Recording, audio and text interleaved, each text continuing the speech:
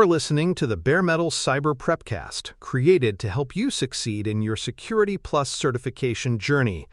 Learn more at baremetalcyber.com, where additional prepcasts, books, and training materials await. Let's get started.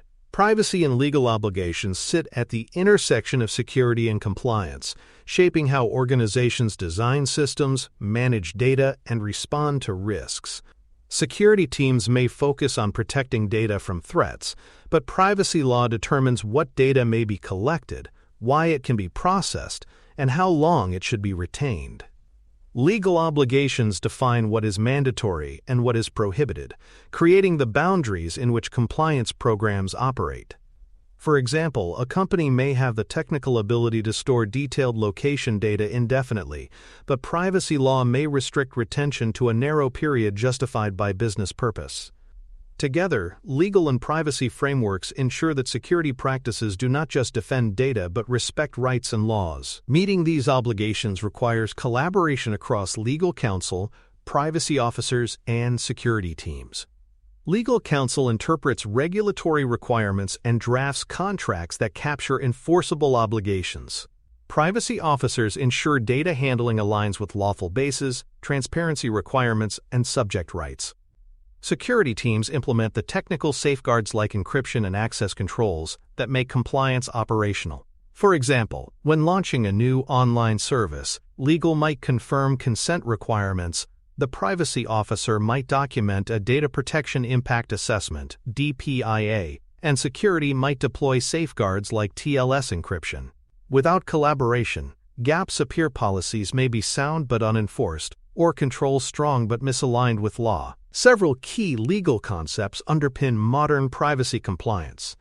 A data controller is the entity that decides why and how personal data is processed. A processor handles data on behalf of the controller, following instructions. In some cases, organizations act as joint controllers when they share decision-making responsibility. These distinctions matter because obligations differ. Controllers must establish lawful bases, honor subject rights, and ensure transparency, while processors must implement technical safeguards and support controllers with evidence. Processor agreements, often formalized as Data Processing Agreements (DPAs), spell out responsibilities and flow down obligations to ensure accountability throughout the supply chain. Regulatory triggers define when organizations must take specific actions. Breach thresholds, such as those under GDPR, require reporting within 72 hours if personal data is compromised. Data localization mandates may require data to remain within certain jurisdictions, such as financial records staying within a country's borders. Sector-specific obligations add further complexity. HIPAA for healthcare, PCI-DSS for payment processing, or state-specific breach laws in the U.S. These triggers force organizations to act quickly and precisely, often under tight deadlines. Compliance programs must anticipate triggers by embedding monitoring, playbooks, and escalation paths to avoid last-minute scrambles. Privacy laws increasingly shape technical design through concepts like data minimization, purpose limitation, and retention rules. Data minimization restricts collection to what is strictly necessary. Purpose limitation prevents repurposing data for unrelated activities. Retention rules enforce deletion once the original purpose is met. For example, an e-commerce company may collect addresses to ship products, but cannot later repurpose those addresses for unrelated marketing without additional consent. Technical design must embed these principles, ensuring that systems do not overcollect or retain data indefinitely. Privacy by design and by default turns compliance from a reactive process into a proactive one. The lawful basis for processing personal data directly impacts operations. Consent requires clear, opt-in agreement from individuals, often with the option to withdraw. Legitimate interest allows processing if organizational needs outweigh risks to individuals, but it requires careful documentation and balancing tests. Contractual necessity justifies processing required to deliver services, such as processing payment information. Each basis has different operational implications. Consent requires tracking opt-in records, while legitimate interest requires documenting assessments. Misapplying lawful bases can lead to regulatory penalties. Clear operational mapping of lawful bases ensures defensible, transparent processing decisions. Cross-border data transfers are tightly regulated under many frameworks.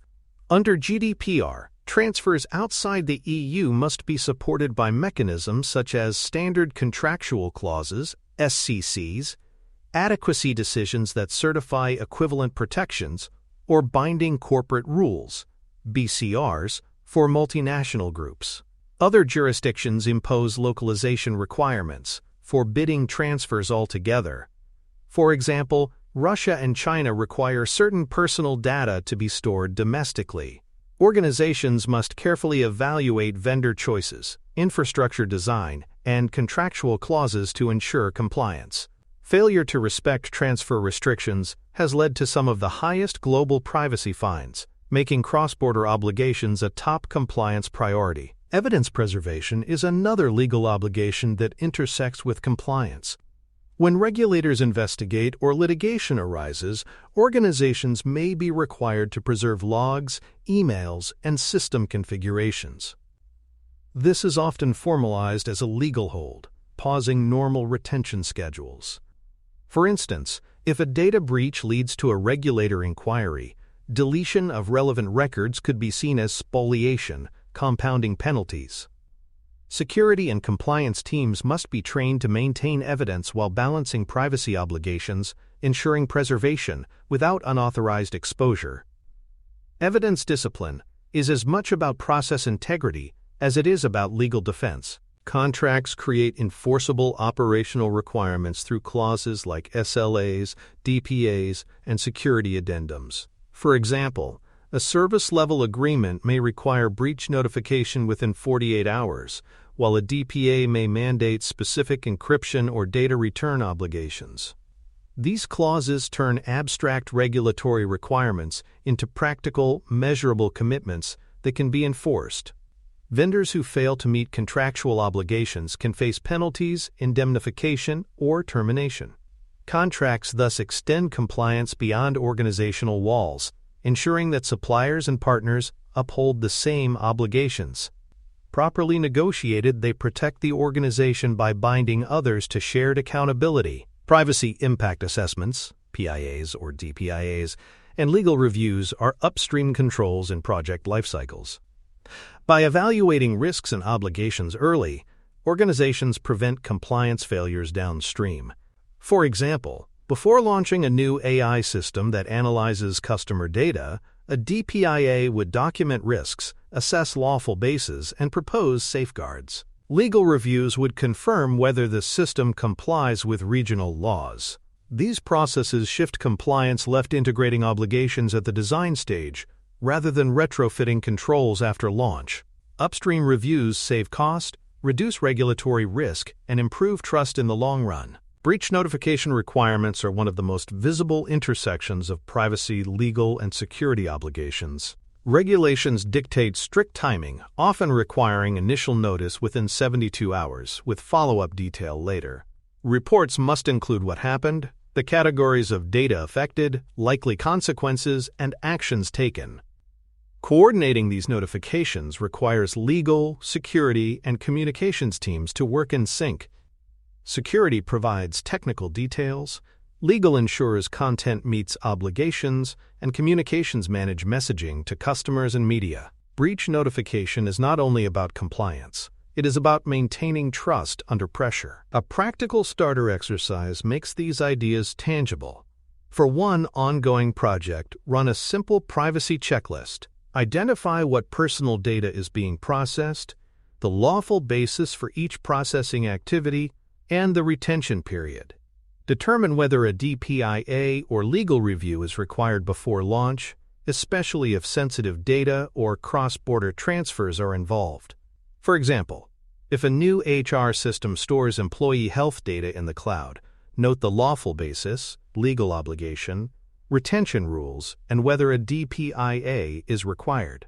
This simple practice ensures compliance obligations are identified and managed before risks materialize. By the end of Part 1, learners should see how privacy and legal obligations are inseparable from security and compliance programs. Legal frameworks define boundaries, regulators impose triggers, and contracts turn obligations into enforceable actions. Privacy principles like minimization and lawful basis shape technical design. Attentive governance through reviews, documentation, and impact assessments prevents compliance failures from becoming costly crises. With this foundation, Part 2 will explore evidence management, incident response governance, and integrating legal metrics into compliance dashboards for sustained assurance. For more cyber-related content and books, please check out cyberauthor.me. Also, there are other prepcasts on cybersecurity and more at baremetalcyber.com. Record-keeping is a universal expectation of compliance programs. Regulators and auditors want to see not only policies, but evidence that controls have been tested and decisions documented. Organizations should store records such as processing inventories, lawful basis justifications, DPIAs, breach reports, and evidence of training. These records must be retained for defined periods, sometimes years, to prove compliance historically. For example, GDPR requires that processing records be maintained even after activities end. Storing them in structured repositories with clear retention rules ensures they are available when regulators ask but not kept indefinitely, which itself could create privacy risks. The interplay between law enforcement requests and privacy safeguards can be complex. Organizations may receive subpoenas, warrants, or informal requests for personal data. While cooperating with criminal investigations is often a legal obligation, privacy laws impose guardrails to ensure rights are respected.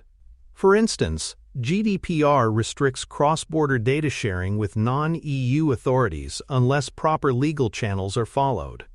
Compliance teams must escalate these requests to legal counsel, verifying their legitimacy and scope before releasing data.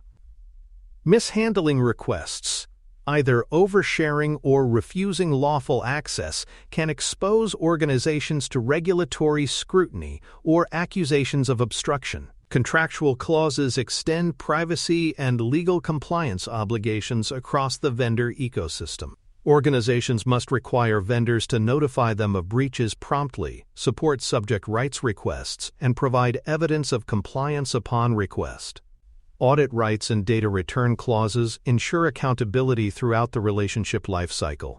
For example, a DPA with a payroll provider might obligate them to delete employee data within 30 days of termination and provide proof. By embedding these obligations in contracts, organizations create enforceable leverage to ensure that partners meet the same legal and privacy standards the organization itself must uphold. Documenting decisions and their rationales is essential for defensibility. Regulators often ask not only what an organization did, but why. If a company relies on legitimate interest as its lawful basis for processing, it should document the balancing test, showing why interests outweigh risks. If a deletion request is denied due to legal hold, the rationale and approver should be recorded. These decision logs allow organizations to demonstrate that choices were reasoned, lawful, and transparent, even if outcomes are later challenged. Without documentation, organizations risk appearing careless or non-compliant in hindsight. Cross-functional incident response must integrate legal, privacy, and security considerations. When incidents occur, legal holds must be issued quickly to preserve evidence, and privileged communications should be established to protect sensitive discussions.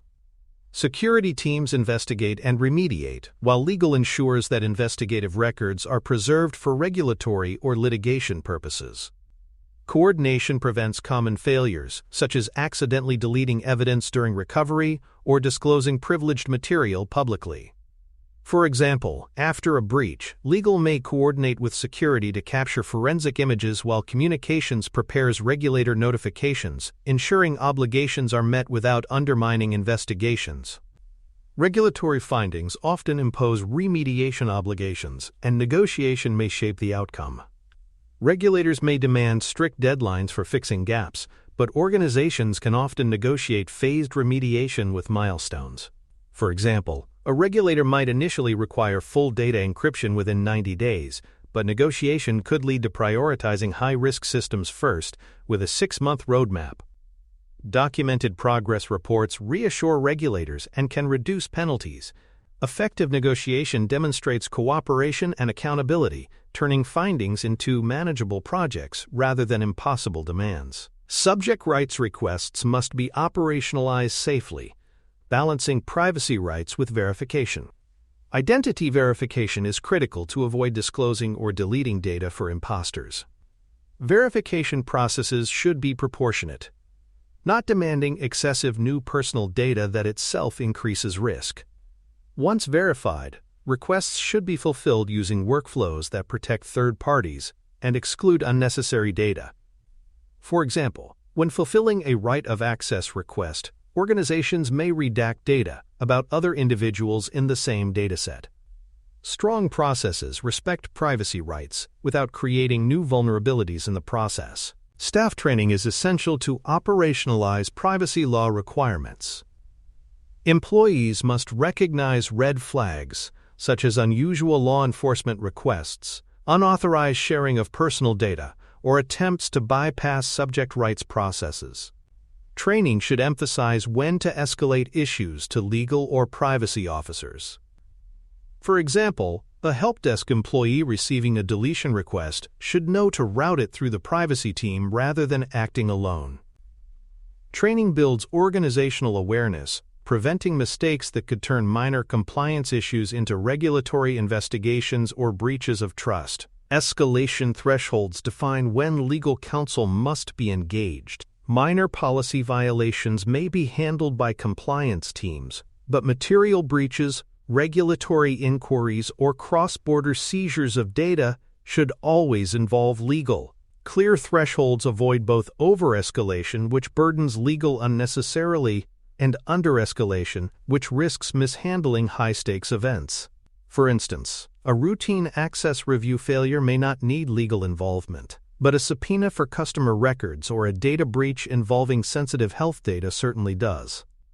Escalation clarity ensures timely, appropriate engagement of expertise. Combining metrics from legal, privacy, and security programs creates a powerful compliance dashboard. Metrics might include subject rights request completion rates, number of regulatory inquiries, open remediation obligations, and time to detect and respond to security incidents. Presented together, they provide leadership with a holistic view of compliance posture. For example, a dashboard might show that 98% of subject requests were fulfilled on time, but also highlight delays in breach notification processes. Integrating metrics prevents siloed reporting and helps executives see the complete picture of risk and compliance maturity. Organizations must also know when to seek external legal opinions. Internal counsel may handle routine obligations, but complex questions, such as cross-border data transfers in volatile jurisdictions or interpreting overlapping sectoral rules, often require specialized expertise. For example, a multinational firm moving data between the EU, US, and China may need external legal opinions to confirm compliance with conflicting requirements. Seeking external validation strengthens defensibility and demonstrates to regulators that the organization pursued expert advice before making high-stakes decisions. In the end, privacy and legal compliance are not abstract checkboxes, but operational practices. Obligations must be mapped to process owners, evidence must be instrumented and preserved, and legal teams must be involved early in project and incident life cycles. By documenting decisions, enforcing contracts, training staff, and integrating metrics, organizations can transform compliance from reactive firefighting into proactive governance. A practical first step is to run a project privacy checklist, log results with the legal owner, and embed findings into dashboards. This ensures compliance is continuous, transparent, and defensible when challenged. Thanks for tuning in to the Bare Metal Cyber Prepcast, your trusted source for cybersecurity news and insights. Remember to subscribe at baremetalcyber.com so you never miss an update. And visit cyberauthor.me for best-selling cybersecurity books that equip you with expert knowledge. Until next time, stay secure and stay vigilant.